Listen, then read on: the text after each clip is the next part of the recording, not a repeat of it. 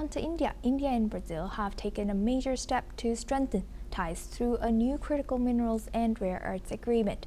Indian Prime Minister Narendra Modi and Brazilian President Lula da Silva signed the deal in New Delhi, aiming to build resilient supply chains for key minerals used in electric vehicles, solar panels, smartphones, and defense equipment.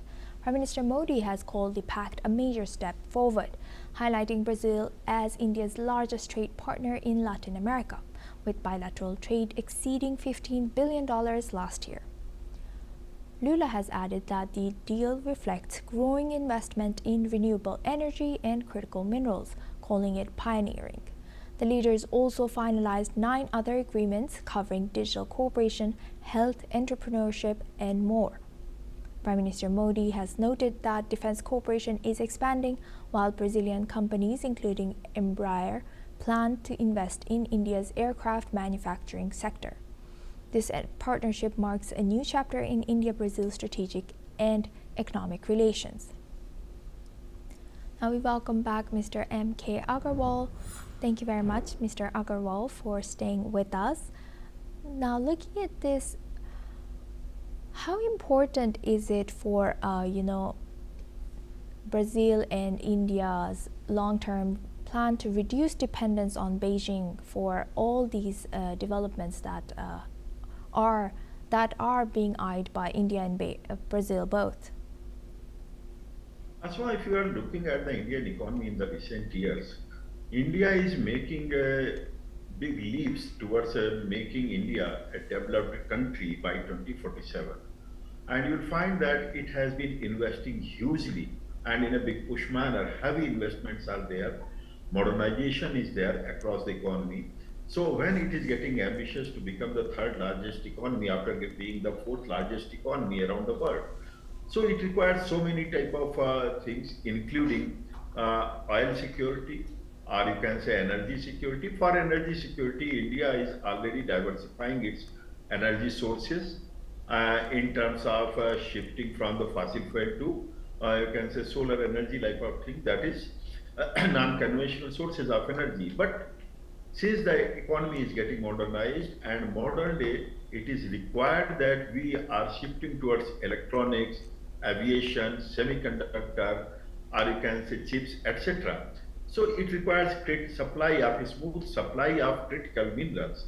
Yesterday, India joins the with US and other countries, that was a pact silica agreement, and today it has signed a major agreement with the Brazil. And Indian Prime Minister Modi has a very good relationship with the the President of Brazil, Mr.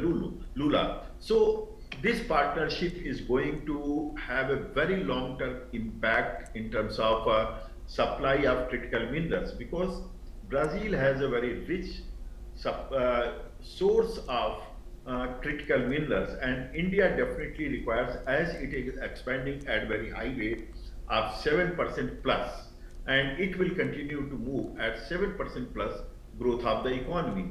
Therefore, critical mineral supply must be diversified, and India is doing that. Again, I would underline that yesterday, if it was packed silica with US and other countries for flawless supply of critical minerals, maintaining the supply chains globally, then today's is also in that direction. And it is not that it is doing it with Brazil. India is also exploring the possibility of critical minerals from the Indian states also. That's why in present budget of 26-27, it is focusing on the southern states of India for supply of exploring the possibility of critical minerals. So I believe that it is a very strategic and it is fruitful engagement today, and the treaty that has been done, it is really very rewarding for both the countries. And last but not least, to keep this momentum, as you rightfully mentioned, how India is eyeing and Brazil, both of them are eyeing a place in big among the powerful countries in the world. So what would be a structural reform that would be needed for them to require them to realistically achieve this? Asma, I believe that India is diversifying. A couple of years, you would have not heard that India is going to produce semiconductors, or that is the chips in India. But now it has been investing hugely, and first production is expected this quarter in India. Similarly, it is expanding electronics production. In mobile manufacturing, we have come at the global level, and our supply has expanded like anything. You'll find that iPhone is being produced in India and being supplied to other countries. Similarly, in other sectors, we are looking forward. AI is our the next major mission. Orange economy is being promoted anything, and manufacturing is also being promoted, and nowadays manufacturing promotion requires that we should have a smooth supply of critical minerals. So in this direction, if we are looking, India's ambition is to become rapidly a developed country, that is by 2047, and it is not for its own growth. India has a different vision than the US and the West. It wants to support the cause of the global South, because nowadays nobody is taking care of global South. So India wants that global South are also given the opportunity to grow faster. So for such regions, I believe that this type of agreement, Yes. yesterday's with US, today with Brazil, Yes. and definitely with other countries in future, this would be helpful for the smooth growth of the global economy due to initiative taken by the Indian economy under Yes. the leadership of Prime Minister Modi. With that, I'd like to thank Mr. Agarwal for joining us today and sharing that insight throughout. Thank you very much.